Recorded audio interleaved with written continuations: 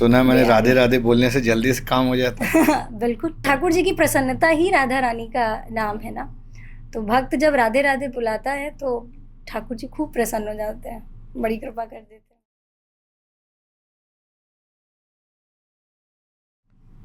लोग श्री राधे पहले क्यों बोलते हैं? हाँ जी। राधे कृष्ण राधे कृष्ण।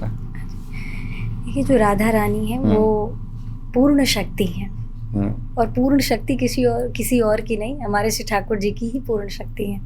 कहते हैं राघवत्वे भवत सीता रुक्मिणी कृष्ण जन्मनि अन्यै स्वदारेषु विष्णु रेशान पायिनी देवत्वे देवदेहे मनुष्यत्वे च मानुषी। कहते हैं इस संसार में जो जगत की माया है वो हमारी श्री राधा रानी ही है। तो कहते हैं ना, सबई नचावत राम गोसाई, उस माया के इर्द गिर्द ही ठाकुर जी सबको नचाते रहते हैं। तो कहने का भाव ये है कि ठाकुर जी भी पूरी लीला इसीलिए करते हैं। ठाकुर जी लीला ही इसीलिए करते हैं कि हमारी राधा रानी प्रसन्न हो जाए। उनकी प्रसन्नता उनके लिए सर्वोपरि है। तो इसलिए भक्त भी जब तक श्री राधा रानी के चरणों में जा करके उसका पात्र, श्री कृष्ण जी का पात्र नहीं बनेगा, तब तक जो है वो ठाकुर जी के प्रेम को पा नहीं सकता है। ठाकुर जी कहते हैं पहले जाइए बरसाना, राधा रानी जी से उसकी पात्रता लीजिए, उसके बाद आइए, और उसके बाद आइए, तब वो श्री ठाकुर जी के प्रेम के पात्री बनते हैं। सुना मैंने राधे राधे बोलने से जल्दी से काम हो जाता है। बिल्कुल, ऐसा कह सकते हैं। ठाकुर जी की प्रसन्नता ही राधा रानी का नाम है ना। तो भक्त जब राधे राधे बुलाता है तो ठाकुर जी खूब प्रसन्न हो जाते हैं, बड़ी कृपा कर देते हैं महाराज। श्री कृष्ण का भाव कैसा है? कहते हैं साम्य कारुण्य माधुर्य गंभीर धैर्य स्थैर्य शौर्य पराक्रम सत्य काम सत्य संकल्प कृतित्व और कृतज्ञता, इन सबसे भरे पड़े हमारे ठाकुर जी। लेकिन बस एक बात है, ठाकुर जी हमारे सहज तभी होते हैं जब भक्त उनको रिझा ले जाए। अच्छा, हाँ, ये सौम्यता ठाकुर जी के भरी पड़ी है, गंभीरता है, स्थिरता है, सब कुछ असैन्य है।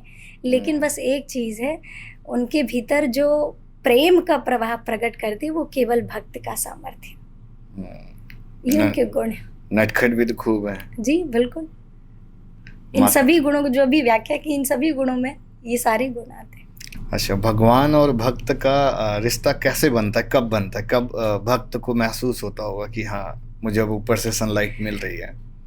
भक्त को महसूस भी भगवान ही कराते हैं। ठीक बात, राइट। क्योंकि भक्त के भीतर इतना सामर्थ्य नहीं होता कि वो ठाकुर जी के उस सहज प्रेम को, भले उसको इतना सहज कहा गया, लेकिन वो ऐसा सहज है कि आपकी समझ से परे है। वो जब तक ठाकुर जी कृपा नहीं करेंगे तब तक आपको उसका प्रेम समझ में नहीं आ सकता। इसलिए कहते हैं कि भक्त को पता तभी होगा कि हम ठाकुर जी से प्रेम कर रहे हैं जब ठाकुर जी अपनी बाह फैला करके उसकी ओर बढ़ जाते हैं। भागवत और स्पिरिचुअलिटी का क्या कनेक्शन है दोनों का आपस में? कहते हैं भागवत कथा साक्षात हमारे श्री कृष्ण ही हैं, और उन कृष्ण का चरित्र ही श्रीमद् भागवत महापुराण में विस्तार रूप से वर्णित है। और उसमें उनकी बाल लीला, उनका पराक्रम, उनकी शीलता, उनकी सौम्यता, इन सभी का वर्णन है। ठाकुर जी किस विधि से कृपा करते हैं, क्या लीला उन्होंने की है, पूर्ण रूप से भगवान श्री कृष्ण के ही चरित्र का वर्णन किया गया है श्रीमद् भागवत महापुराण में। अच्छा, जैसे कि आजकल के लोगों में संतोष बहुत कम है, पेशेंस नहीं है, या जो मिल गया उतने से सेटिस्फेक्शन नहीं है, उनके लिए क्या?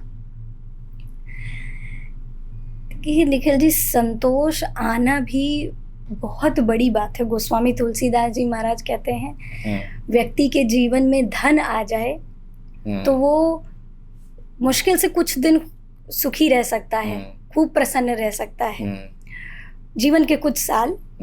लेकिन अगर किसी व्यक्ति के अंदर संतोष रूपी धन आ जाए, ये गोस्वामी तुलसीदास जी महाराज के वचन है, तो कहते हैं कि फिर उसके लिए जो लौकिक धन है, यश है, ये सब धूरी हो जाता है। कहते हैं जब आवे संतोष धन तो सब धन धूरी समान। तो संतोष रूपी जो धन है वो भगवत प्राप्ति से प्राप्त होता है। जब तक भगवान का भजन नहीं बढ़ेगा, जब तक भजन का बल नहीं होगा, तब तक संतोष आ ही नहीं सकता। क्योंकि भजन से विमुख जो है उसको तो लौकिक धन ही चाहिए, लेकिन जो भजन के साथ मिला हुआ है उसके पास ठाकुर जी संतोष का धन देते हैं। ठीक बात। तो जैसे कोई भागवत या कथा खूब सुनता है जी, और एक है कोई जो नहीं सुनता है, तो दोनों में क्या प्रभाव क्या आता है अलग अलग, अगर नॉर्मल लाइफ स्टाइल में बात करें? कथा आपके व्यवहार और विचार को बदल देती है। आपका जो सोचने का तरीका है उसमें आपको परिवर्तन नजर आएगा जब आप कथा सुन रहे हैं। और ये भी समझिए कि कथा, आपको पूरी कथा समझ में आए या ना आए, लेकिन उस कथा की कोई एक बात आपके मन पे प्रभाव डालती है और वही आपका पूरा जीवन बदल देती है। तो इसलिए कहते हैं कि लोग कहते हैं ना कि अरे 5 मिनट के लिए चले जाते हैं, 10 मिनट गए सुन करके चले आए ना। आप जो भी सुन रहे हैं, 3 घंटे लगभग कथा, 3 घंटे 4 घंटे ऐसी प्राय होती है, और उन 3 घंटों में आपको कोई एक बात लग करके आपका पूरा जीवन बदल देगी। तो इसलिए कहते हैं कि उस कथाओं को आप सुनते रहिए, न जाने कौन सी पंक्ति पर, कौन से शब्द पर श्री ठाकुर जी कृपा करते हैं और आपका जीवन बदल जाए। ठीक बात। आपके जीवन में ऐसी कौन सी पंक्ति है, वो ऐसा कौन सा भाव रहा जो जिससे आपको बहुत? कि पूर्ण रूप से तो मुझे मानस की चौपाइयाँ बड़ी पसंद हैं। तो मुझे एक जो सबसे प्रिय चौपाई है, मुझे लगता है, जेहि विधिनाथ होय हित मोरा, करो सो बेग दास मैं तोरा। और इसी के साथ साथ दूसरी चौपाई भी हम जब गुनगुनाते हैं तो कि हम सब धन्य सहित परिवारा, दीख दरस भरी नयन तुम्हारा। ये दो बड़ी प्रिय है मुझे। क्या इसका मीनिंग क्या है?